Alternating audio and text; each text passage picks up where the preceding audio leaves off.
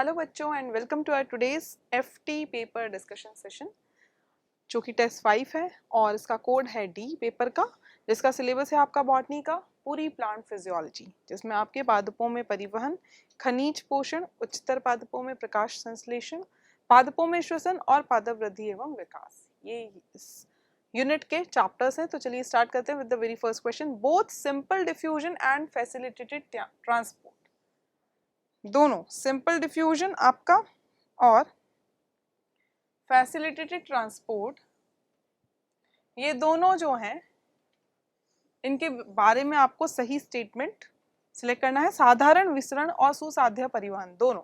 Show response to protein inhibitors, बिल्कुल नहीं। Protein अवरोधकों के प्रति अनुक्रिया दर्शाते हैं, नहीं, यहाँ पर कोई प्रोटीन इन्वॉल्वमेंट सिंपल डिफ्यूजन में तो नहीं होता है, फैसिलिटेटेड में होता है, तो ये बिल्कुल रिस्पॉन्स दर्शाते हैं। पर फैसिलिटेटेड वाला यहाँ दोनों के बारे में जो सही है ऐसा स्टेटमेंट आपको सिलेक्ट करना है। Do not require ATP energy, में एटीपी ऊर्जा की आवश्यकता नहीं होती है, बिल्कुल सही है। दोनों में ही, दोनों ही कैसे हैं, डाउन हिल है, from high to low, high concentration से लो कॉन्सेंट्रेशन में जाएंगी चीजें दोनों में ही, और दोनों में ही एटीपी की जरूरत नहीं होगी। तो सही आंसर यहाँ हमारा हो जाता है ऑप्शन नंबर सेकेंड। नेक्स्ट है transport of minerals in plants is, पादपों में खनिज लवणों का परिवहन होता है, कैसा होता है, फ्रॉम सिंक टू सोर्स, नहीं।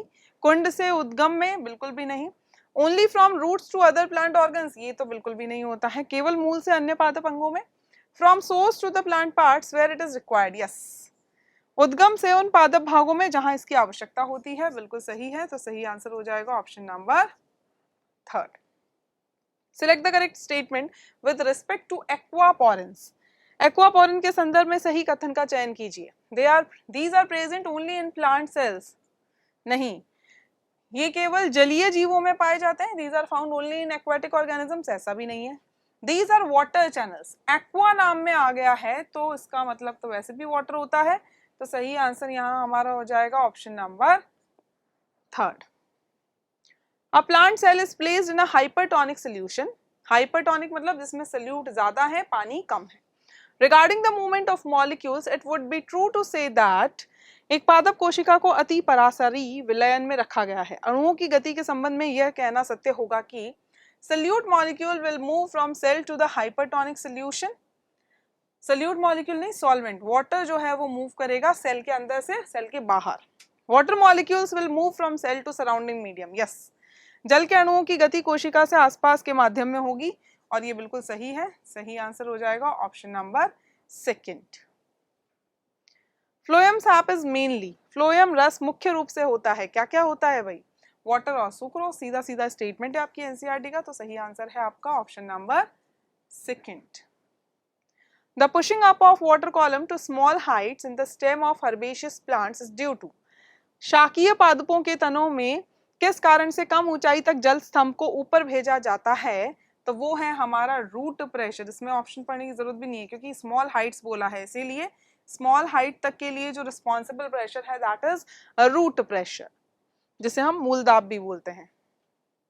Which one of the following external factors affect the rate of transpiration?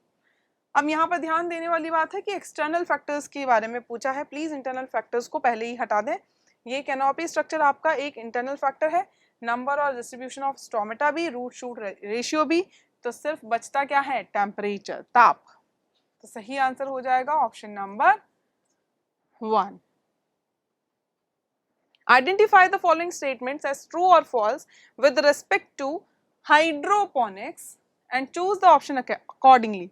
जल संवर्धन के संदर्भ में निम्नलिखित कथनों की पहचान सत्य या असत्य के रूप में कीजिए और तदनुसार विकल्प का चयन कीजिए। It can be employed for commercial production of tomato and lettuce, बिल्कुल सही है। इसका उपयोग टमाटर और सलाद के व्यावसायिक उत्पादन के लिए किया जा सकता है। This technique is useful only for aquatic plants, ऐसा बिल्कुल भी नहीं है, गलत है ये। यह तकनीक केवल जलीय पादपों के लिए उपयोगी है। It control soil borne pathogens as well as avoids problem of weeding, yes, ये बिल्कुल सही है। यह मृदा जनित रोग जनकों को नियंत्रित करने के साथ साथ निराई की समस्या से बचाता है। तो यहाँ पर TFT करेक्ट सीक्वेंस है जो आपका ऑप्शन नंबर सेकंड में गिवन है। Which of the following macronutrients of plants is a non-mineral element? पादपों का निम्नलिखित में से कौन सा वृहद पोषक एक अखनिज तत्व है? सीधा सीधा आंसर है carbon, option number 1। The leg hemoglobin in the root nodules of legume plants, फलीदार पादपों की मूल की ग्रंथिकाओं में पाया जाने वाला लेग हीमोग्लोबिन क्या है भाई? क्रिएट्स एनारोबिक कंडीशन, बिल्कुल सही है। और ये एनारोबिक कंडीशन किसके लिए क्रिएट करता है? नाइट्रोजनेज एंजाइम के लिए। ठीक है, तो यहाँ पर सही आंसर हो जाएगा अवायवीय स्थिति उत्पन्न करता है, ऑप्शन नंबर 1।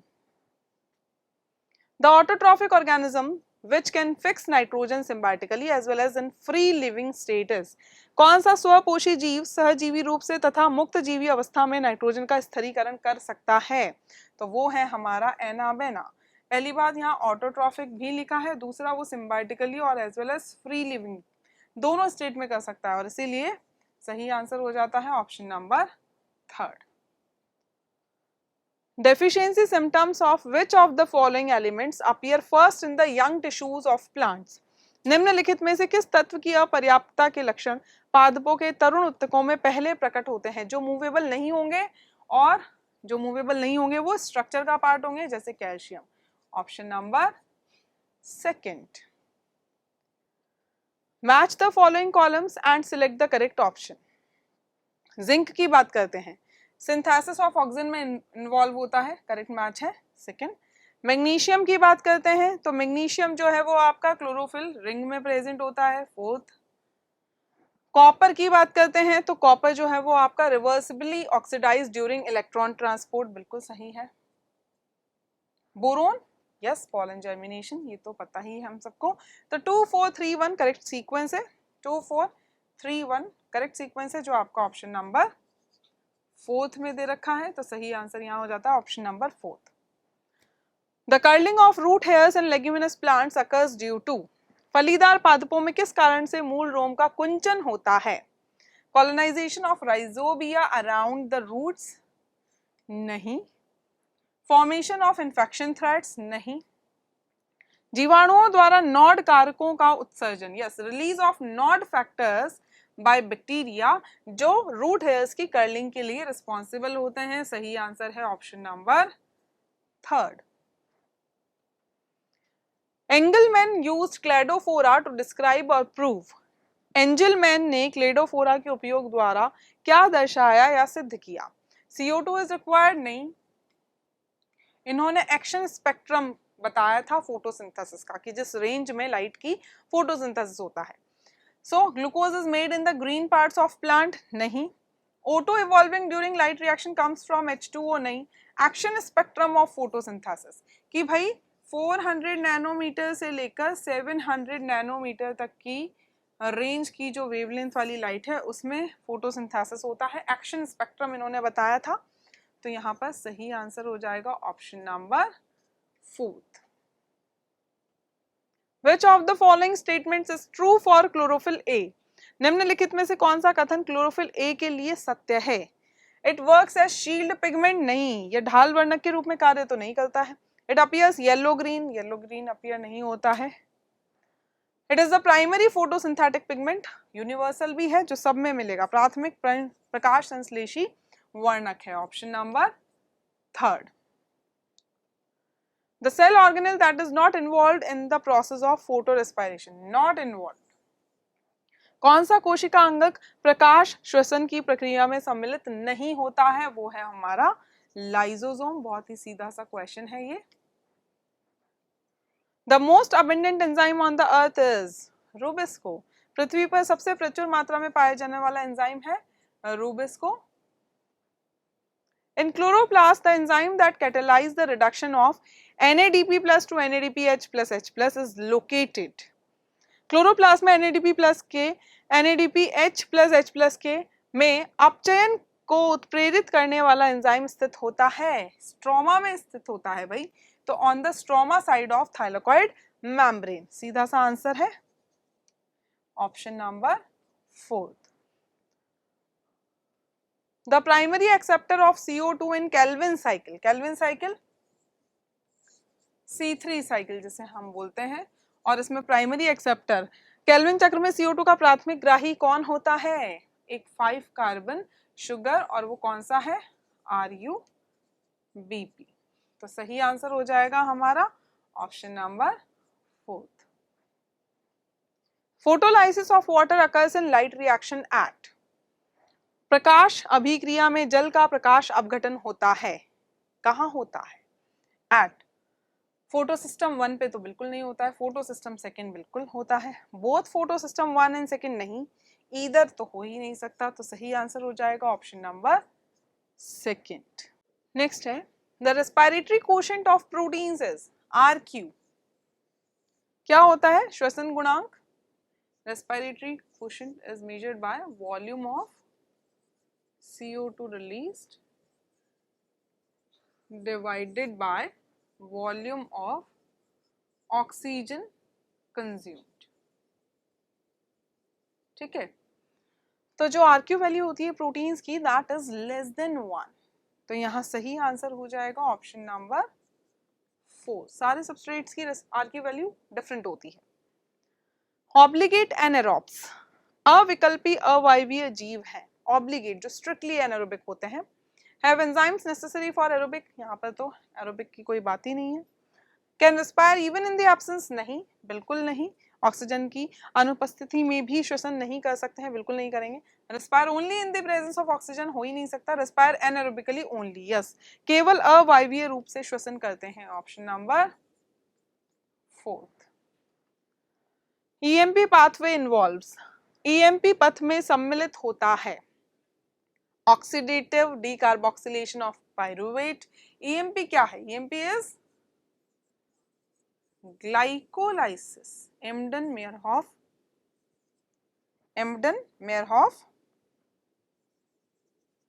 पार्नस पाथवे, ठीक है, उसी को हम यहाँ पर ग्लाइकोलाइसिस जिसको हम बोलते हैं उसी को EMP पाथवे भी बोलते हैं।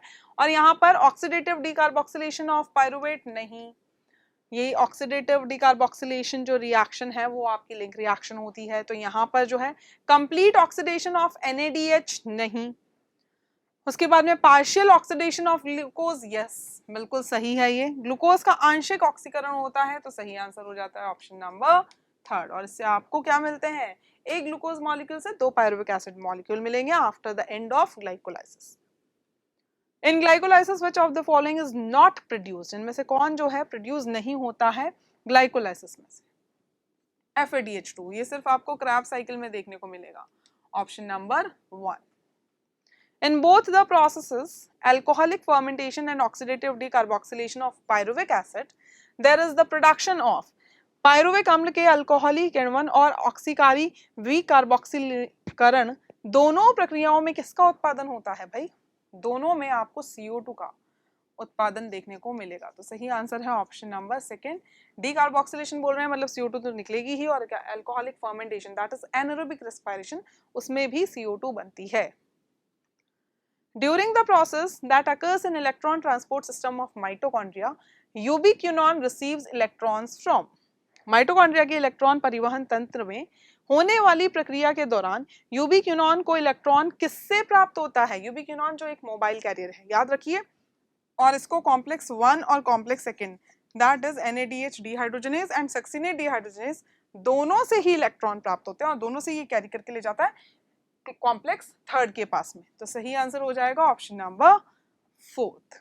Next question is the gain of ATP through ETS only when 2 molecules of acetyl coenzyme A enters citric acid cycle which is our Krebs cycle।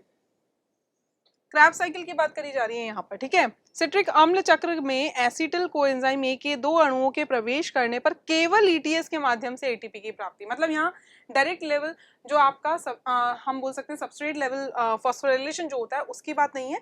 Citric acid cycle से जो आपके एंटर होंगे reducing पास ETS में, उनके through आपको कितने ATP मिलेंगे वो आपको यहाँ बताने हैं, ठीक है।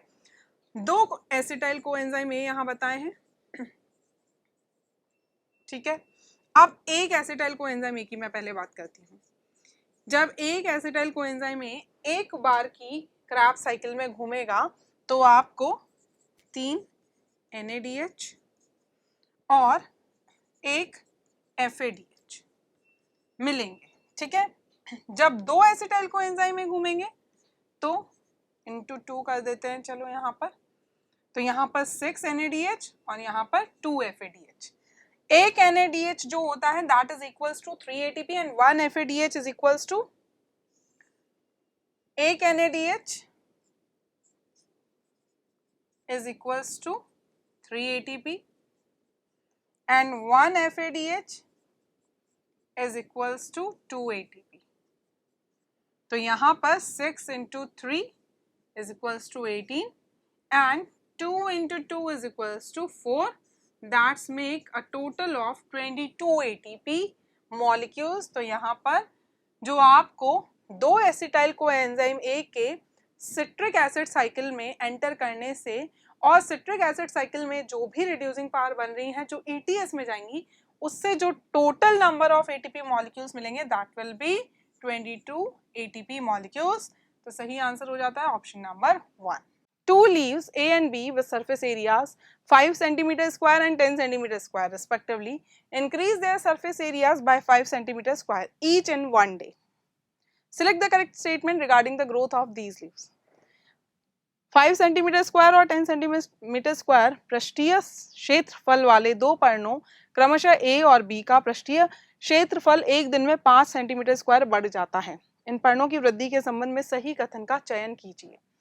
हर में A हो या B हो दोनों में ही 5 सेंटीमीटर स्क्वायर की जो है सरफेस एरिया जो है उनका इंक्रीज हो रहा है per day. Relative growth rate of leaf A is more than that of leaf B। जो रिलेटिव ग्रोथ रेट है किसकी, A वाली की, जिसकी 5 सेंटीमीटर स्क्वायर है और B वाली की क्या है 10 सेंटीमीटर स्क्वायर। तो रिलेटिव ग्रोथ रेट जो हम कंपेयर करेंगे that will be more of leaf A as compare to that of leaf B। और ये बिल्कुल सही स्टेटमेंट है जो आपकी एनसीईआरटी में डायग्राम के साथ एक्सप्लेन कर रखा है और इसीलिए ऑप्शन नंबर 1 यहाँ पर हमारा सही आंसर हो जाता है।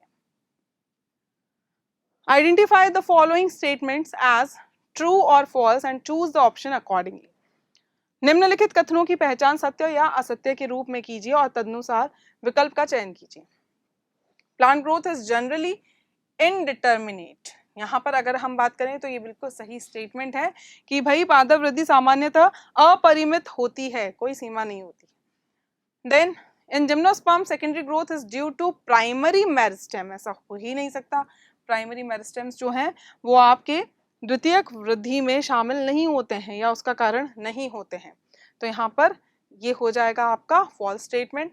Monocot show open form of growth, ये हो जाएगा आपका ट्रू। क्यों हो जाएगा, क्योंकि सारे ही प्लांट्स जो हैं वो open form of growth show करते हैं, मोनोकॉट्स भी उन्हीं में आते हैं प्लांट्स में। तो TFT करेक्ट सीक्वेंस है जो आपका ऑप्शन नंबर 3 में गिवन है। वर्नलाइजेशन कैन, वसंतीकरण क्या है, cold temperature treatment, make the plants resistant against bacterial pathogens. तो यहाँ पर जो है ये गलत हो जाता है, रेजिस्टेंस पावर तो प्रोवाइड नहीं करता है। पादपों को जीवाणुविक रोगजनकों का प्रतिरोधी बनाता है।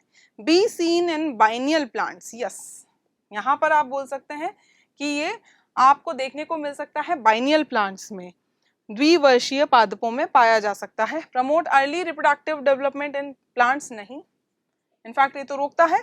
तो यहाँ पर जो है ये प्रमोट नहीं करता है, प्रिवेंट करता है। तो सिर्फ और सिर्फ सेकंड वाला स्टेटमेंट सही है। तो सही आंसर हो जाएगा आपका option number 2। Cells at meristematic phase have, विभज्योतकी प्रावस्था वाली कोशिकाओं में क्या होगा, लार्ज वैक्यूल्स होंगे, नहीं। स्मॉल न्यूक्लियस होगा, नहीं। Cell wall secondary in nature, नहीं। Dense cytoplasm, yes. सघन कोशिका द्रव्य होता है। बहुत ही सिंपल सा क्वेश्चन है ये, option number 4। The hormone responsible for flowering migrates from dash to dash for inducing flowering. पुष्पन के लिए उत्तरदायी हार्मोन पुष्पन को प्रेरित करने के लिए 1 से 2 में जाता है। 1 और 2 क्या है भाई, आपके leaves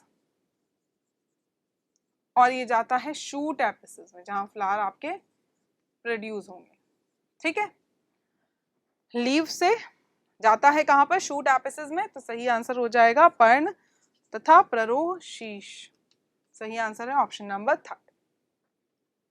the day neutral plant amongst the following is, निम्नलिखित में से तटस्थ प्रदीप्तकाली पादप है जिसपे कोई फर्क नहीं पड़ता फोटो पीरियड का, वो कौन सा है? वो है आपका टमाटो, पूरे साल भर ये फ्लावरिंग करेंगे, तो option number 2। Which two plant hormones show their antagonistic effect on apical dominance? कौन से दो पादप हार्मोन शीर्षस्थ प्रभाविता पर अपना विरोधी प्रभाव दर्शाते हैं? ऑक्सिन जो है वो उसे प्रमोट करेगा और साइटोकाइनिन उसे प्रिवेंट करेगा, रोकेगा। तो यहाँ पर ऑप्शन नंबर 3। ऑक्सिन जो है वो बढ़ावा देता है आपके एपिकल डोमिनेंस को, जबकि साइटोकाइनिन जो है वो उसे रोकता है एपिकल डोमिनेंस को। Which of the following conclusions had been drawn from the Gedling experiment done by Malpighi? मेल्पिगी द्वारा किए गए गेडलिंग प्रयोग से निम्नलिखित में से कौन सा निष्कर्ष प्राप्त हुआ था? Water and minerals are translocated in both the direction by xylem. Xylem का तो यहाँ कोई रोल ही नहीं था, यहाँ किसका था? फ्लोएम का हमने शो किया था। तो चलिए, phloem is responsible for the translocation of food in one direction. Yes, phloem एक दिशा में खाद्य पदार्थ के स्थानांतरण के लिए उत्तरदायी होता है। तो सही आंसर हो जाएगा option number 3। Next is most of the minerals are absorbed actively by the roots because, अधिकांश खनिज लवण मूलों द्वारा सक्रिय रूप से अवशोषित होते हैं क्योंकि, पहला है minerals can not diffuse through cellulosic cell wall, नहीं। Minerals are present in the soil as charged ions. Yes, exactly, मृदा में खनिज लवण अवशेषित आयनों के रूप में उपस्थित होते हैं। The concentration of minerals in the soil is usually lower than that in the root cells. Yes. Low to high, मृदा में खनिज लवणों की सांद्रता मूल कोशिकाओं में खनिज लवणों की सांद्रता की तुलना में कम होती है, तो लो टू हाई जाना है तो एनर्जी की जरूरत होगी और इसलिए एक्टिव ट्रांसपोर्ट होगा। तो सही आंसर है option number 1। Maximum transpiration occurs through, बहुत इजी सा क्वेश्चन है। अधिकतम वाष्पोत्सर्जन किसके माध्यम से होता है भाई? स्टोमेटा, रंध्र जिन्हें हम बोलते हैं। Option number 4। In plants, the primary amino acid from which the other amino acids are formed through transamination is, पादपों में किस प्राथमिक अमीनो अम्ल के पार एमिनीकरण के द्वारा अन्य अमीनो अम्लों का निर्माण होता है? वो है हमारा ग्लूटामिक एसिड। ट्रांसएमिनेशन की बात करी है यहाँ पर, तो सही आंसर हो जाएगा option number 1। Necrosis refers to, उत्कक्षय संदर्भित करता है डेथ ऑफ टिश्यूज, उत्तकों की मृत्यु को। Option number 1। Nitrification and denitrification are carried out respectively by, नाइट्रीकरण और विनाइट्रीकरण क्रमशः संपन्न किया जाता है किन दो एंजाइम्स की हेल्प से या किन दो बैक्टीरियाज की हेल्प से? तो वो है हमारे नाइट्रोसोमोनास और थायोबैसिलस। तो सही आंसर हो जाता है आपका option number 4th। Next is to make 2 molecules of glucose via Calvin cycle, how many NADPH molecules are required? Kelvin चक्र के माध्यम से ग्लूकोज के 2 अणुओं के निर्माण के लिए कितने NADPH अणुओं की आवश्यकता होती है? तो यहाँ अगर हम बात करें तो भाई एक ग्लूकोज के लिए आपको 6 टर्न्स और 6 टर्न्स के लिए आपको एटलीस्ट कितने करने पड़ेंगे? 1 टर्न का 2 NADPH। ठीक है, तो 6 टर्न्स के 6 into 2 12 NADPH। तो इसमें तो एक ही ग्लूकोज मॉलिक्यूल बनेगा, तो यहाँ पर 2 ग्लूकोज मॉलिक्यूल बनाने हैं आपको, तो मतलब 12 into 2 24 NADPH आपको लगेंगे। सही आंसर आ जाता है ऑप्शन नंबर 1। ठीक है, read the following statements and select the option which is true for them. निम्नलिखित कथनों को पढ़िए और इनके लिए सत्य विकल्प का चयन कीजिए। स्टेटमेंट ए क्या बोल रहा है भाई? A limiting factor for a biochemical reaction directly affects the process if its quantity is changed. बिल्कुल सही है। कोई भी लिमिटिंग फैक्टर है, लिमिटिंग फैक्टर लॉ हमने पढ़ा है और उसमें क्या बताया गया है कि भाई जो भी जितने भी फैक्टर्स किसी रिएक्शन में इन्वॉल्व हैं, अगर उनमें से कोई भी कम रहता है या किसी की क्वांटिटी चेंज होती है तो वो इफेक्ट करेगा उसकी रेट को, उस प्रोसेस, उस रिएक्शन की रेट को। तो a limiting factor for a biochemical reaction directly effects the process if it's quantity is changed. किसी जैव रासायनिक अभिक्रिया के लिए एक सीमाकारी कारक की मात्रा परिवर्तित होने पर यह प्रक्रिया प्रत्यक्ष रूप से प्रभावित होती है। स्टेटमेंट बी बोलता है a major limiting factor that influence the rate of photosynthesis is the atmospheric concentration of CO2। एक मेजर लिमिटिंग फैक्टर है ये कॉन्सेंट्रेशन ऑफ CO2। प्रकाश संश्लेषण की दर को प्रभावित करने वाला एक प्रमुख सीमाकारी कारक CO2 की वायुमंडलीय सांद्रता है। बिल्कुल सही है, दोनों स्टेटमेंट्स यहाँ पर सही हो जाते हैं। Option number second. ये थोड़ा स्टेटमेंट ए जो था वो आपका ट्रिकी वे में दिया हुआ है, कंफ्यूज नहीं होना है कि सिर्फ कम होने पर ही वो इफेक्ट करेगा प्रोसेस को, नहीं, उसकी क्वांटिटी में चेंज, ऊपर नीचे कम ज्यादा होना भी डायरेक्टली इफेक्ट करेगा उस प्रोसेस को।